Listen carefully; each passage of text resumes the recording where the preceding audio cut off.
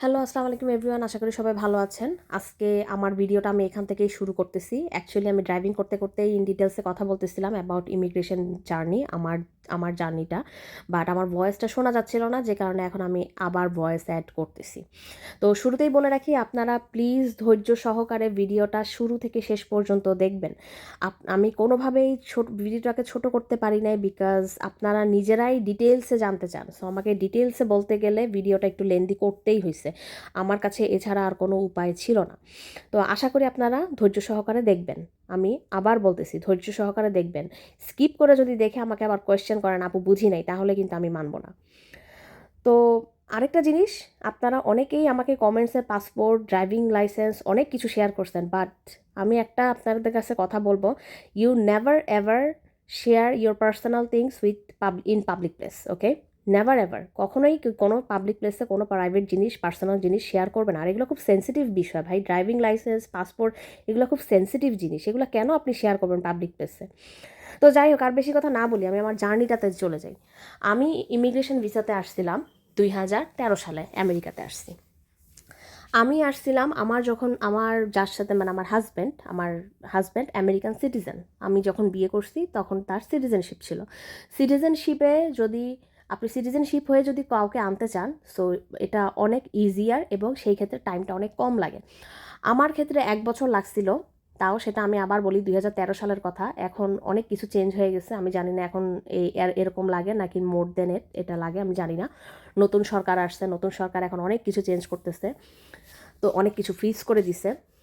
আর তো যাই হোক, আমার হাজব্যান্ড যখন অ্যাপ্লিকেশন ফর্মটা ফিল আপ করছিল, তখন হচ্ছে আহ, তার মেইন যেই জিনিসগুলো লাগছিল, পাসপোর্ট, তার আমেরিকান পাসপোর্ট, আমার বাংলাদেশি পাসপোর্ট, তার বার্থ সার্টিফিকেট, আমার বার্থ সার্টিফিকেট, এবং মোস্ট ইম্পর্টেন্ট পার্ট আমাদের marriage certificate. And then after marriage certificate, আরেকটা যেটা মোস্ট ইম্পর্টেন্ট জিনিস, সেটা হচ্ছে last 3 years tax return file. আমার হাজব্যান্ডের আমেরিকাতে যে সে লাস্ট 3 বছরের, একদম সদ্য লাস্ট 3 বছরের যে ট্যাক্স রিটার্ন ফাইল, সেটা শো করতে হয়। বিকজ অফ, এটা কেন শো করতে হয়? আপনি আরেক দেশ থেকে একজনকে নিয়ে আসবেন, কিন্তু তাকে নিয়ে এসে আপনি এই দেশে চালাইতে পারলেন না, তখন তো তাকে ভিসা দিবে না। তো আপনার কাছ থেকে ওটাই প্রুফ চাবে, যে আপনি আরেকজনকে নিয়ে আসবেন, তাকে খাওয়াইতে পড়াইতে পারবেন নাকি, আপনার সে অ্যাবিলিটি আছে কি না, সেটা দেখার জন্য লাস্ট 3 ইয়ার্সের ট্যাক্স রিটার্ন ওরা দেখতে চায়। তো এগুলো খুব সেন্সিটিভ জিনিস। এগুলোতে যদি আপনি বিন্দু মাত্র একটু ভুল করেন, then you have to start from the beginning. একদম পুরোটা ক্যান্সেল হয়ে যাবে, এবং সেই ক্ষেত্রে আরও সময় লাগবে যদি বিগিন থেকে স্টার্ট করেন। তা আমরা লয়ার হায়ার করছিলাম অ্যাকচুয়ালি। লয়ার আমাদের হয়ে সব কিছু করে দিছিল। সো আমাদের ডাবল খরচ ছিল, বিকজ অফ লয়ারের ফিস আর আমাদের অ্যাপ্লিকেশনের ফিস। তো আমি যখন আসছি আমেরিকাতে, আমাকে অ্যাম্বাসিতে বিয়ের ছবি টবি ওরা দেখতে চাইছে, আমি ওগুলো দেখাইছিলাম। তারপরে দিয়ে দিছে। হাজব্যান্ড ওয়াইফের ক্ষেত্রে ইউজুয়ালি প্যারা, ওরা খুব একটা ঝামেলা করে না, স্পেশালি যদি কেউ একজন সিটিজেন হয়, দিয়ে দেয়।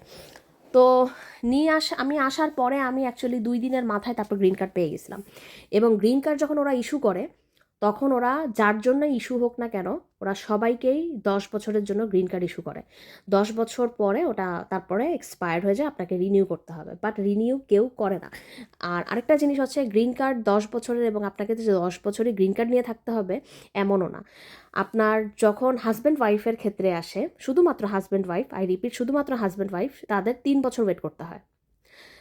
আর যদি হাজব্যান্ড ওয়াইফ বাদে অন্য যে কোনো মানুষ হোক, গ্রিন কার্ডে বাবা মা চাচা চাচি ভাই বোন যাই হোক, তাদেরকে মিনিমাম 5 বছর ওয়েট করতে হয়, এবং তারপরে আপনি সিটিজেনশিপের জন্য এলিজিবল হবেন। অ্যান্ড দেন আপনার আরেকটা জিনিস, এই যে ধরেন আমার জন্য 3 বছর ছিল, 3 বছরের মধ্যে আমাকে ম্যাক্সিমাম টাইমে আমি আমেরিকাতে ছিলাম, এটা দেখাইতে হবে। আমি যদি আমেরিকাতে না, যদি বাংলাদেশে চলে যাই, বাংলাদেশে বেশি দিন ছিলাম, আমেরিকাতে বেশি দিন ছিলাম না, সেক্ষেত্রে কিন্তু আমাকে দিবে না। আপনাকে দেখাতে হবে আপনি আমেরিকাতেই ম্যাক্সিমাম টাইম ছিলেন। ওকে। অ্যান্ড দেন আরেকটা জিনিস হচ্ছে, আম, ভাই বোনের ক্ষেত্রে আমি আমার ভাই বোনকে আনতে পারবো না, আমার আব্বা আম্মা পারবে। তো আমার আব্বা আম্মাকে ধরেন আমি ইমিগ্রেশন ভিসাতে নিয়ে আসছি, ঠিক আছে? সেখানে গেল 1 বছরের প্রসেসিং। তারপরে তারা আমেরিকাতে আসার পরে তাদের 5 বছর ওয়েট করতে হবে টু বিকাম আ সিটিজেনশিপ। তারপরে তাদের সিটিজেনশিপ 5 বছর পরে পাইলো, তো হইল 6 বছর। আগের 1 বছর অ্যাপ্লিকেশনের, এখানে 5 বছর, 6 বছর। 6 বছর পরে তারা তখন তাদের ছেলে মেয়েদের জন্য অ্যাপ্লিকেশন করতে পারবে, বাট যদি তারা 21 বছরের বয়সের নিচে হয়। তাহলে এটা খুব ইজি। বাট ইফ 21 বছরের উপরে চলে যায় তাহলেও আনতে পারে, কিন্তু আনতে পারবে না তখনই, মানে আনতে পারবে না মানে কি, এটা একদম 50-50 চান্স তখন, যদি ধরেন আমার ভাই, ফর এক্সাম্পল আমার ভাই 21 বছর অ্যান্ড 21 বছরের ঊর্ধ্বে, সে বিয়ে করে ফেলছে, তখন তো আরেকজন যে উড়ে এসে জুড়ে বসা যেটাকে বলে, আরেকজন চলে আসলো, তখন এটা অনেক টাফ হয়ে যাবে, এবং টাফ হবে, এবং প্লাস 50-50 চান্স থাকবে, মানে তখন হবে আর না হলে হবে না, এরকম একটা চান্সেস থাকবে। সো যদি আপনার ভাই বোন 21 বছরের উপরে যায়ও, যদি না বিয়ে করে তাহলেও আমেরিকাতে আসতে পারবে, বাবা মা আমার ভাইদের জন্য অ্যাপ্লাই করতে পারবে। বাট যদি তারা বিয়ে করে ফেলে সেক্ষেত্রে এটা 50-50 চান্স। ঠিক আছে, এই গেল অল অ্যাবাউট ইমিগ্রেশন প্রসেস। এখন আমি যাব হচ্ছে গ্রিন কার্ড মানে ট্যুরিস্ট ভিসার ক্ষেত্রে। ট্যুরিস্ট ভিসাতে আমি আপনাকে A to Z ডিটেলসে পেপার ওয়ার্ক সহ দেখাচ্ছি অ্যাকচুয়ালি, বিকজ অফ আমার লাস্ট ইয়ারে আমার আব্বা আম্মাকে আমি ট্যুরিস্ট ভিসাতে আনছিলাম আমেরিকাতে, তো ওই বিষয়ে আমি আপনাকে দেখাবো। এবং ট্যুরিস্ট ভিসা সবার জন্যই আমি যেটা দেখাবো, সবাইকে একই প্রশ্ন করবে, সবার জন্য একই প্রসেস, এভরিথিং সব কিছুই সেম, বাট হয়তো ক্যাটাগরি ভিন্ন। যেমন আমি আমার আব্বা আম্মাকে আনছিলাম, আপনি অন্য কাউকে আনবেন, ঠিক আছে, ওই জাস্ট ক্যাটাগরিটাই মানে হয়তো ডিফারেন্ট পার্সন, মানে ডিপেন্ডস অন দ্য পার্সন, মানে ভ্যারি করে পার্সনের উপরে, but application form, question, everything almost same. So এখানে প্যারা নেওয়ার কিছু নাই, আমি আপনাকে ইন ডিটেলসে দেখাবো। লাস্ট ইয়ার আমার আব্বা আম্মাকে আমি আনছিলাম। আপনারা আবার অনেকে প্রশ্ন করতে পারেন, আমি তো সিটিজেন, আমার আব্বা আম্মাকে ট্যুরিস্ট ভিসাতে আনছি কেন? এর কারণও হচ্ছে, কারণ গ্রিন কার্ডে আসলে আমার আব্বা আম্মাকে 1 বছরের মধ্যে আমেরিকাতে ঢুকতে হবে। ও আচ্ছা, আরেকটা জিনিস, গ্রিন কার্ড পাওয়ার পরে 1 বছরের মধ্যে আবার আমেরিকাতে এসে হাজিরা দিয়ে দিতে হবে। যদি 1 বছরের মধ্যে আপনি যদি না আসেন তাহলে কিন্তু আপনার গ্রিন কার্ড আবার বাতিল হয়ে যাবে। সো এটা মনে রাখতে হবে যে গ্রিন কার্ড পাইছেন, আপনি কিন্তু 1 বছরের, আপনি গেলেন কোথাও, কিন্তু ওই যেদিন গেলেন ঠিক তার 1 বছরের মধ্যে আপনাকে আবার আমেরিকাতে প্রবেশ করতে হবে, না হলে আপনার গ্রিন কার্ডটা বাতিল হয়ে যাবে এবং তখন সবই শেষ হয়ে যাবে, তখন আবার ওই শুরু থেকে স্টার্ট করতে হবে। তো এই জিনিসটা আপনারা মাথায় রাখবেন। আর আরেকটা জিনিস ওই যেটা বলতে গেছিলাম, আমার আব্বা আম্মা তো থাকবে না এখানে, যেহেতু আমার 2 ভাই বাংলাদেশে আছে, সো আমার আব্বা আম্মা এখানে থাকবে না, যে কারণে আমি আসলে গ্রিন কার্ডের জন্য তাদের এখনও অ্যাপ্লাই করি নাই। কারণ ওই যে আমি বললাম 1 বছর পর পর এসে হাজিরা দিয়ে যেতে হবে, নাহলে গ্রিন কার্ড বাতিল হয়ে যাবে। আমার আব্বা আম্মার পক্ষে এই মুহূর্তে সেটা সম্ভব না, যে কারণে আমি ট্যুরিস্ট ভিসাতে অ্যাপ্লাই করছি, ভবিষ্যতে চিন্তা ভাবনা করে দেখবো। তো চলে গেলাম ট্যুরিস্ট ভিসাতে, সেটা দেখেন। DS-160 ফর্মের ওই ওয়েবসাইটটাতে যাওয়ার পরে আমি সরাসরি পেপারগুলোতে চলে আসলাম, কারণ আমার মনে হলো আমি তো আমার মার জন্য অ্যাপ্লাই করছিলাম, আমার মা বাবা দুজনের জন্যই। সো আমার কাছে বেটার হয় আমি আপনাদেরকে কম্পিউটারে ওটা না দেখাই, আমি আমার কাছে যে পেপারগুলো ছিল সেগুলাই আমি আপনাদেরকে দেখাই। ওকে, সো এখানে আপনাদের একটা জিনিস সবার আগে আমি বলে রাখি, আমি আপনাদেরকে কোনো আশা দিতেছি না, আমি বারবার বলে দিচ্ছি, আমি কোনো এইসব খাতে কাজ করি না। আমি জাস্ট আমার প্যারেন্টসকে যেহেতু আনছিলাম সেই বিষয়ে আমার এক্সপেরিয়েন্স আছে, যে কারণে কিভাবে কি করতে হয় আমি আপনাদেরকে ততটুকুই বলতে পারি। বাট ভিসা নিয়ে কোনো গ্যারান্টি ওয়ারেন্টি আমি এগুলা দিই না, আমি এগুলো দিব না। ওকে, আমি এগুলো নিয়ে কোনো কাজকর্ম করি না, আমি বারবার আপনাদেরকে বলে দিচ্ছি আগে, আমাকে ভবিষ্যতে কেউ কোনো দিন কোনো দোষ দিবেন না। আমি জাস্ট কীভাবে আমার আম্মার জন্য অ্যাপ্লাই করছিলাম সেটাই আমি আপনাদেরকে দেখাচ্ছি। আরেকটা জিনিস, এই জিনিসটা মনে রাখতে হবে, যে অ্যাপ্লিকেশন করতেছে, যে ভিসার জন্য দাঁড়াচ্ছে, এই কোয়েশ্চেনগুলো কিন্তু তাকেই আস্ক করা হয়েছে, নট আপনাকে। আপনি তার হয়ে ফিল আপ করতেছেন এগুলা, বাট বি মাইন্ডফুল, এই মানুষটার ব্যাপারে অল দোজ কোয়েশ্চেন আস্ক করতেছে, যতগুলা কোয়েশ্চেন এই মানুষের ব্যাপারে। ওকে, অ্যান্ড সেকেন্ড ওয়ান, আপনি ভুলেও কোনোটাতে কোনো কারচুপি করবেন না। মিথ্যা কথা বলবেন, ভাবতেছেন পার পেয়ে যাবেন, কখনোই না। মিথ্যা কথা বললে সারা জীবনের মতন কিন্তু ব্লক খেয়ে যাবেন, কোনোদিনও আর আমেরিকাতে আসতে পারবেন না, আপনি কাছে যত টাকাই থাকুক এবারে।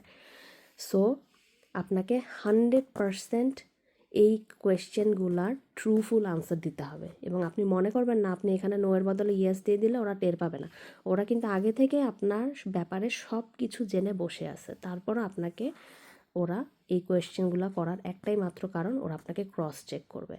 ওকে, সো 100% ট্রু আনসার, কোনো ধরনের কারচুপি ভুলেও করবেন না, করবেন সারা জীবনের মতন ব্লক, কোনো দিনও আপনি আর আমেরিকাতে আসতে পারবেন না।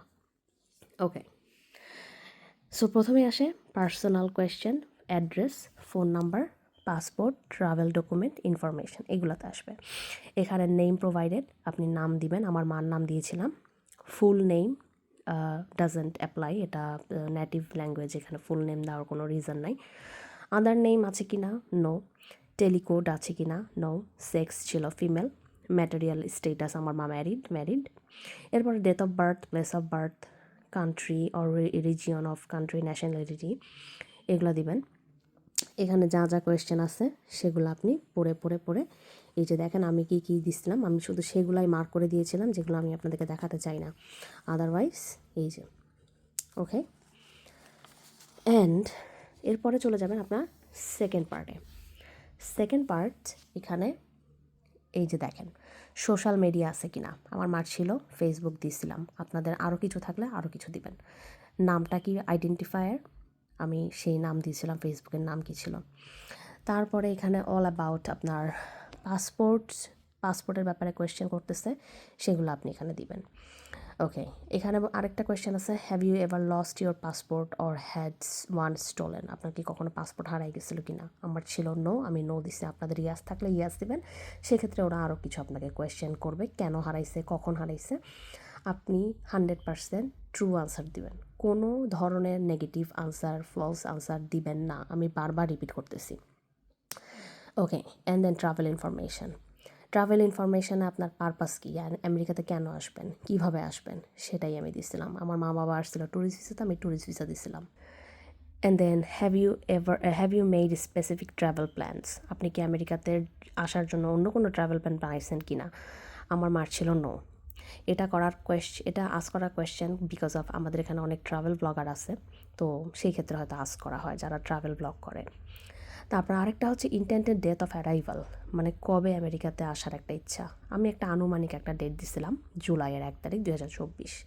আরেকটা হচ্ছে length of stay in US, ইন্টেন্টেড length of stay in US, এটা হচ্ছে এই জায়গাটাতে আমি এখানে দিয়েছিলাম 6 মান্থ। ট্যুরিস্ট ভিসায় আপনি যখন 5 বছরের ভিসা দিবে ওরা আপনাকে, 5 বছরের মধ্যে আপনি যখন ইচ্ছা তখন আসেন, দ্যাট ডাজন্ট ম্যাটার, কোনো বিষয় না। কিন্তু একটাই বিষয়, যখনই আসবেন 6 মাসের বেশি আমেরিকাতে থাকতে পারবেন না, 6 মাসের বেশি থাকলে আপনি ইলিগাল হয়ে যাবেন, এটাই হচ্ছে একমাত্র কন্ডিশন। ওকে, সো আপনাকে এটা মনে রাখতে হবে। তারপরে আপনি 6 মাসে কমও থাকতে পারেন, ডাজন্ট ম্যাটার, বাট 6 মাস মিনিমাম। তারপর হচ্ছে কোথায় আমেরিকাতে এসে থাকবেন সেই অ্যাড্রেসটা দিবেন, আমার মামা বাবা মার কাছে থাকবে, আমার অ্যাড্রেসটা দিয়েছিলাম। এখানে আরও সব কিছু কোয়েশ্চেন দেখে রাখেন। আচ্ছা, এখানে আরেকটা জিনিস, পার্সন ট্রাভেলিং উইথ, মানে সবার আগে বলি এটা আদার পার্সন, আপনার সাথে কি অন্য কেউ ট্রাভেল করতেছে কিনা।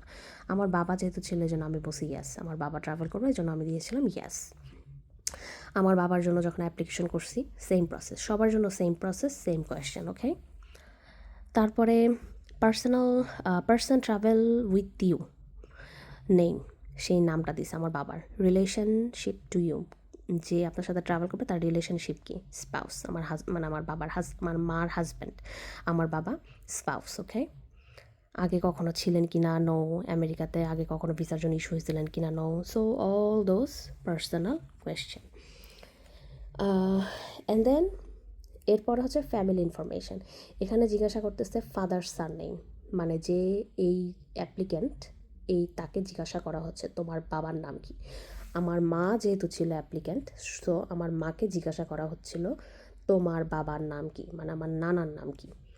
তো এখানে তারপর আমার নানির নাম কি, এখানে ফ্যামিলি বাবা মার ব্যাপারে জিজ্ঞাসা করা হচ্ছে, সো এগুলো আপনারা দিবেন। অ্যান্ড দেন থার্ড পেজে বলা হচ্ছিল আমার নানি কখনো, মানে অ্যাপ্লিক্যান্ট, আমার মা অ্যাপ্লিক্যান্ট, আমার মাকে জিজ্ঞাসা করা হচ্ছিল যে তোমার মা কখনো আমেরিকাতে ছিল কি না, নো। তারপরে এরপরে এটা হচ্ছে আমার ব্যাপারে জিজ্ঞাসা করতেছে, এই যে do you have any immediate relatives not including parents in the US, মানে তোমার বাবা মা ছাড়া তোমার আর কোনো ইমিডিয়েট রিলেটিভ আমেরিকাতে আছে কি না। আমার মা বলছে ইয়েস। নাম কি, রোকসানা ইমন আমার নাম। রিলেশনশিপ টু ইউ, চাইল্ড, আমি তাদের চাইল্ড। সো এইখানে যেগুলো জিজ্ঞাসা করা হচ্ছে সেগুলো হচ্ছে অল অ্যাবাউট আমার ব্যাপারে। Okay, and then work, education, training information. আমার মার primary occupation house maker, housewife. আমার মা কোনো এডুকেশনাল ইনস্টিটিউট পড়ালেখা সব কিছুই নো ছিল। আপনারা দেখেন, কোয়েশ্চেনগুলো পড়েন আর আনসারগুলো দেখেন আমার। তো এটার পরে আচ্ছা, এখানে আরেকটা জিনিস, provide a list of language you speak. আপনি কতগুলো ল্যাঙ্গুয়েজ জানেন? আমার মা বাংলা জানে, বাংলাই দিছি, আর কোনো ল্যাঙ্গুয়েজ নাই। আপনাদের থাকলে আপনারা বলবেন। আর এখানে অল অ্যাবাউট ওদের background and security check information. আমি পড়লাম না, আপনাদেরকে দেখাচ্ছি, আপনারা পড়ে নেবেন। এবং আমার প্রত্যেকটা আনসারে ছিল এই যে নো।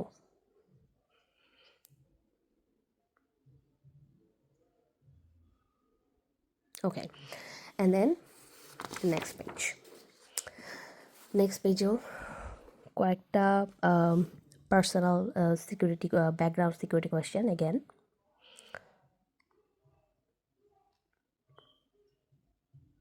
অ্যান্ড দেন এগুলোর আনসারও ছিল নো। আমি বারবার বলি, আমার জন্য নো মানে আপনাদের জন্য নো, দ্যাট ডাজেন্ট মিন আপনাদের যেটা সেভাবে আনসার দিবেন। কোনো ধরনের মিথ্যা ইনফরমেশন এখানে দিবেন না।